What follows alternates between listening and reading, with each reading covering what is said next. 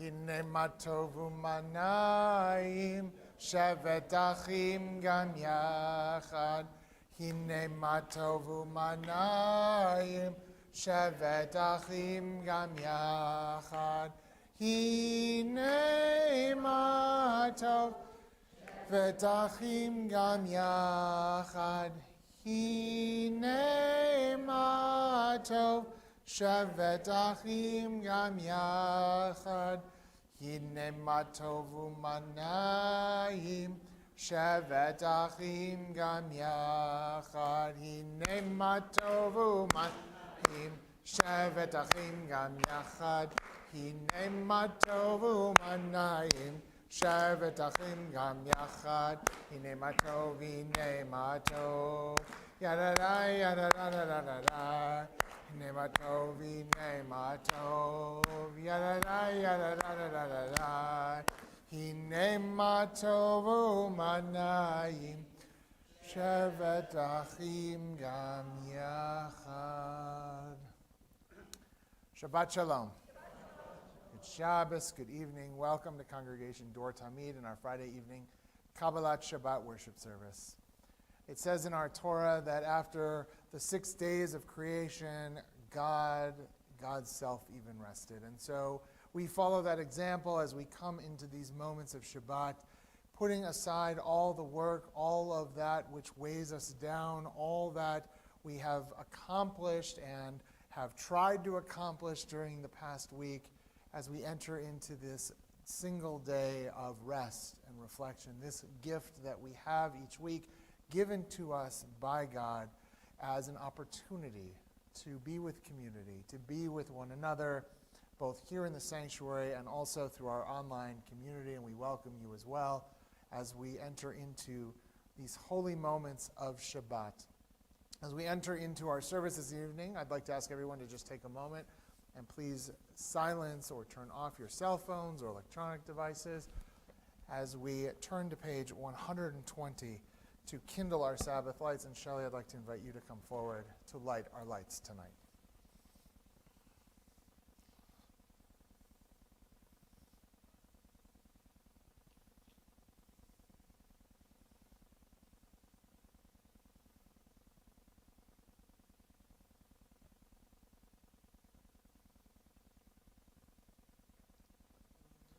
Adonai Eloheinu melech haolam asher kitshanu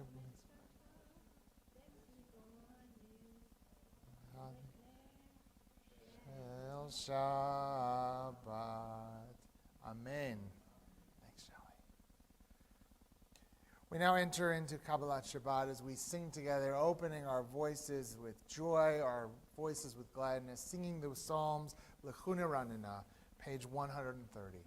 Lechu neranena l'Adonai, nariya letzur yishenu, nekad mafanav betoda, bizmirot nariya lo, shiru l'Adonai, kol haaretz, shiru l'Adonai, Shir Chadash, Shiru l'Adonai, Kol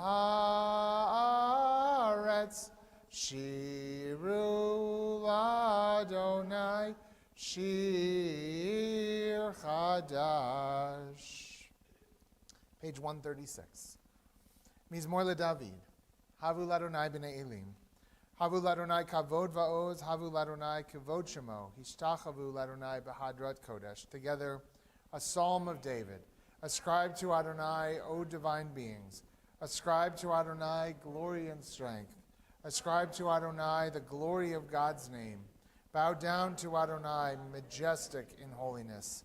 The voice of Adonai is over the waters. The God of glory thunders.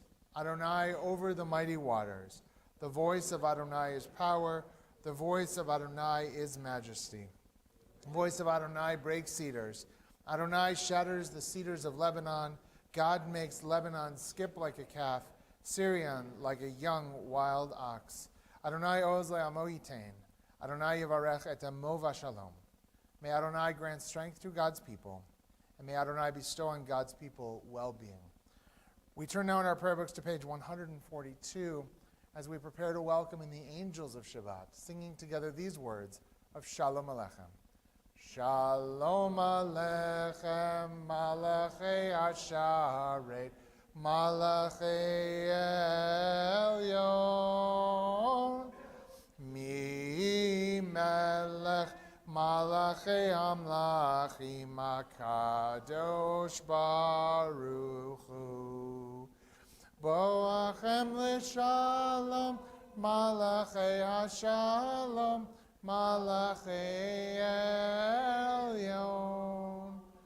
Mi Melech, Malachei Amlachim, HaKadosh Baruch Hu.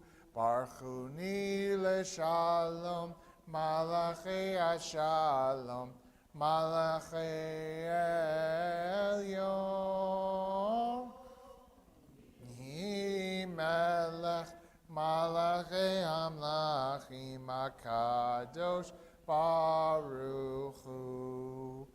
Tzeitchem l'shalom, Malachei Hashalom, Malachei Elyon. Mi Melech, Malachei Amlachim, HaKadosh Baruch Hu. Now that we have welcomed in Shabbat, we transition in our service to Mariv with the Shema and its blessings, using the words of the Chatzi Kaddish, page 144. Yitgadal v'yitgadash shemei Rabba, v'yamad divrach rutei v'yamlich malchutei, v'chayechon uv'yomechon, uv'chaye dechol Beit Yisrael, Bagala, Bagala, uv'izman kariv, v'imeru, Amen. Yehi shmei Rabba mivorach, le'olam lalmei almaya, yitbarach, yitbarach, v'yishtabach, v'yitpa'ar v'yitromam v'yitnaseh, v'yitadar, v'yitale, v'yitalal, shemei dekudesha berichu, le'elamin kol birchata v'shirata, tushbechata v'nechemata, ta'amiran bi'alma, v'imeru, Amen. Baruchu et Adonai, HaMevorach, Baruch Adonai, HaMevorach, Leolam Va'ed. Please be seated. Page 148. Baruch Atah Adonai Eloheinu melech haolam, asher bidvaro ma'ariv aravim, bechokhma poteach sharim uvitvuna mishanei itim, umachalif et hazmanim umisader kochavim, b'mishmirotehem berakia kirtzono, borei yom v'layla, golel or mibnei choshech v'choshech mibnei or, uma'avir yom umevi layla, umavdil ben yom uvein layla, Adonai tzvaot shemo, el chai v'kayam tamid yimloch aleinu leolam va'ed, Baruch Atah Adonai, Hama'ariv Aravim. Ahavat Olam, Beit Yisrael, Amcha Ahavta, Amcha Ahavta, Torah u'mitzvot, Hukim u'mishpatim, Otanu limadeta, Otanu limadeta. Al kein Adonai Eloheinu b'shochbeinu, kumenu nasiach bechukecha, v'nismach b'divrei toratcha, uv'mitzvotecha leolam va'ed. Ki hem hayenu ve'orech yameinu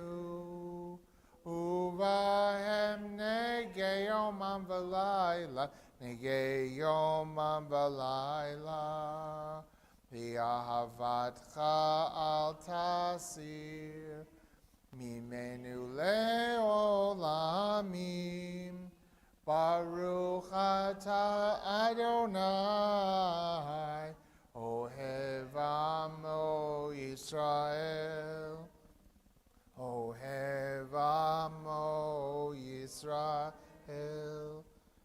Shema Yisrael, Adonai Eloheinu, Adonai Echad.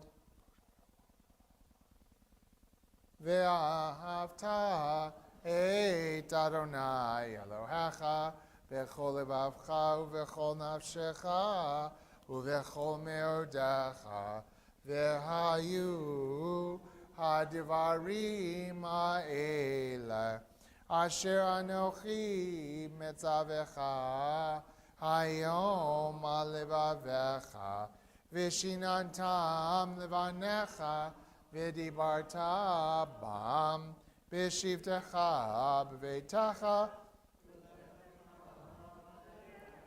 uv'shochbecha uv'kumecha ukshartam leot al yadecha uletotafot beinenecha uchtavtam al mezuzot beitecha uvisharecha leman tizkeru pasitem et kol mitzvotai vitem kedoshim lelohechem ani Adonai Elohechem Asher hotzeiti etchem me'eretz Mitzrayim liot lachem lelohim Ani Adonai Elohechem, Adonai Elohechem emet.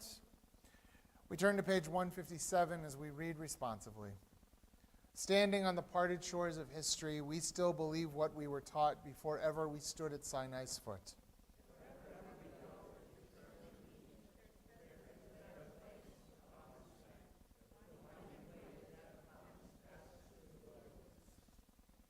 That there is no way to get from here to there except by joining hands, marching together. Yai lai lai lai lai lai lai lai lai lai lai yai lai lai lai lai lai lai lai yai lai lai lai lai yai lai lai yai lai lai lai yai lai lai lai lai Michamocha ba limadonai Michamocha nedar bakodesh Nora tehilot osefele, Nora tehilot osefele. Malchutecha ra'u vanecha, Bokei ayam lifnei Moshe. Ze Elianu ve'amru, Ze Elianu ve'amru.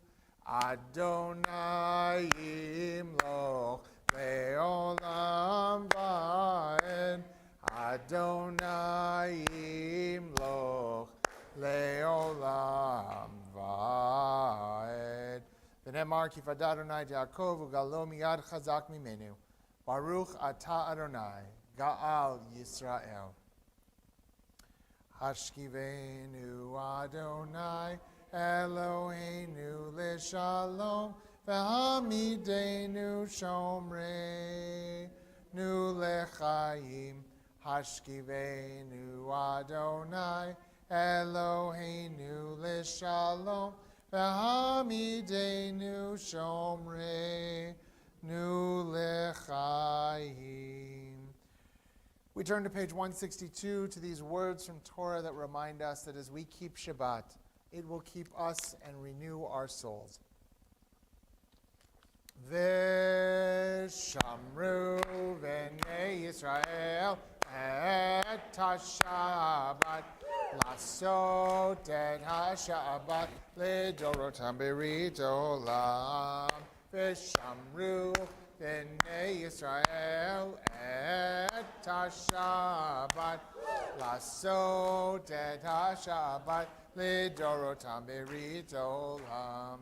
Beini uvein bnei Yisrael, oti leolam, oti leolam, v'shamru bnei Yisrael et HaShabbat. So det HaShabbat לדורותם ברית עולם. כי ששת ימים עשה אדוני את השמיים ואת הארץ, ושמרו בני ישראל את השבת, לעשות את השבת לדורותם ברית עולם. וביום השביעי שבת ויהי נפש, שבת ויהי נפש, שבת ויהי נפש, ושמרו בני ישראל את השבת, לעשות את השבת לדורותם ברית עולם. We rise as we turn to page 164 for the tefillah. Adonai sefatai tiftach ufi agi tehilatecha. Adonai, open up my lips that my mouth may declare your praise.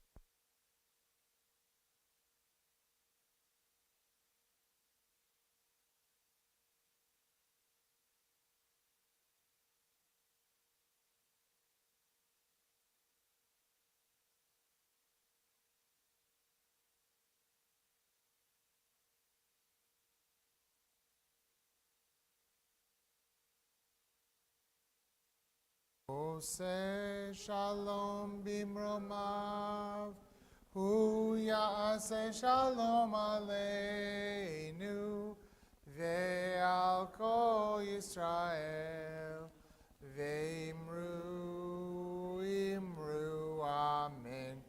Ya'aseh shalom, shalom aleinu, ve'al kol Yisrael, Yaseh shalom, shalom aleinu, v'al kol Yisrael. There are moments in Jewish history that seem so monumental that we assume that they must have equally monumental causes. The destruction of the Second Temple, of which we are in the 3 weeks approaching that moment of Tisha B'Av, that we commemorate the destruction, is one of those moments. We picture the might of Rome, the disciplined legions of Titus, the siege of Jerusalem, the smoke rising from the Temple Mount, and the sacred center of Jewish life consumed by flames. It is one of the defining tragedies of our people's story, and history can explain how exactly it happened.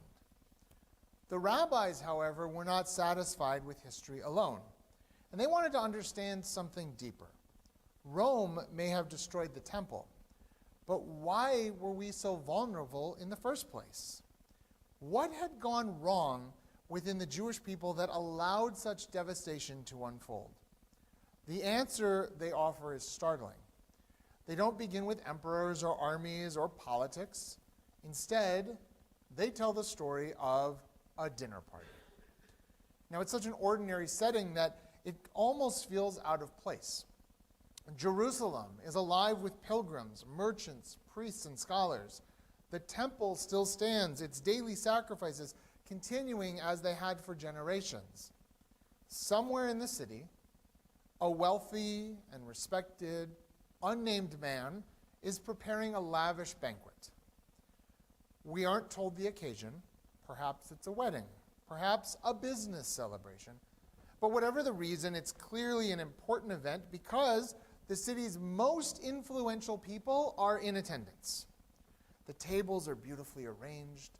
Servants move quickly from guest to guest, and the room is filled with conversation and laughter. It's the kind of evening people are going to remember for years. Now, our host has a close friend named Kamsa, and he also has a bitter enemy named Bar Kamsa. Wanting his dear friend to attend the party, he sends a servant with a simple instruction: go invite Kamsa. Now, whether through carelessness or misunderstanding, the servant makes a terrible mistake. Instead of inviting Kamsa, he delivered the invitation to Bar Kamsa. Now imagine what that invitation must have meant. We're never told why these two men hated each other. Perhaps it was a business dispute, perhaps an old family grievance, perhaps something that had happened years earlier that neither one was willing to forgive. But whatever the reason, Bar Kamsa knew the relationship had long since been broken. So receiving an invitation from his enemy must have seemed almost unbelievable. Maybe he read it twice. Maybe he wondered if this was finally an olive branch. Maybe he dared hope that enough time had passed for old wounds to heal. However cautiously, he accepted the invitation and arrived at the banquet, believing that reconciliation might finally be possible. And then everything unraveled. The host looked across the room and immediately saw the one person that he never wanted there. "What are you doing here?" he demanded. "You invited me," Bar Kamsa replied. "No," the host said, "I hate you. Leave." The room fell silent. Every conversation stopped. Every eye turned toward the two men standing in the middle of the banquet hall. Bar Kamsa was humiliated, but he still believed the situation could be salvaged. Quietly, he pleaded, "Please, don't embarrass me in front of everyone. Let me stay, and I'll tell you what, I'll pay for my own meal." The host refused. "I'll pay for half the banquet." Again, the answer was no. Finally, in desperation, Bar Kamsa made an extraordinary offer. "I'll pay for everything, every expense. Just don't send me away in front of all these people." But the host wouldn't relent. He seized Bar Kamsa and physically threw him out the door. The humiliation itself is painful enough to imagine, but the rabbis direct our attention to something even more troubling. Sitting at those tables were many of the leading sages of Jerusalem, the very people entrusted with teaching Torah and modeling Jewish values. And they watched this entire exchange unfold. They saw a man publicly shamed. They heard him plead for dignity. They witnessed cruelty in its rawest form. And they said and did nothing. No one interrupted. No one helped. No one stood up and said, "Enough." Bar Kamsa left not only furious with the host, but convinced that the rabbis approved of what had happened. Had they believed otherwise, surely they would have spoken. His humiliation hardened into resentment, and resentment into revenge. The Talmud tells us that he then went to the Roman authorities, setting into motion a series of events that eventually culminated in the destruction of Jerusalem and the burning of the temple. The rabbis knew that Rome did not invade because of one awkward dinner party. They were brilliant students of history. And the story is not meant to explain military strategy, but it is meant to explain moral failure. Great civilizations rarely collapse because of one catastrophic decision. They weaken over time as trust erodes, relationships fracture, and people become more committed to winning than to belonging. By the time an enemy arrives at the gates, something essential has already been lost within. The Talmud concludes with a remarkable statement in telling the story. It says in Tractate Yoma, Jerusalem was destroyed because of sinat chinam, of baseless hatred. We often hear that phrase translated as hatred without reason, but I wonder whether that misses the point. Most people believe they have reasons for their anger. Very few wake up one morning and decide to hate someone for no cause at all. The real tragedy is that resentment becomes so consuming that it outweighs compassion, forgiveness, and the recognition that another human being is created b'tselem Elohim, in the divine image. What strikes me most every time I read this story is that the villain is not the host. It's the room. The host behaved cruelly, but everyone else behaved comfortably. They allowed someone else's humiliation to become someone else's problem. Perhaps they feared making the situation worse.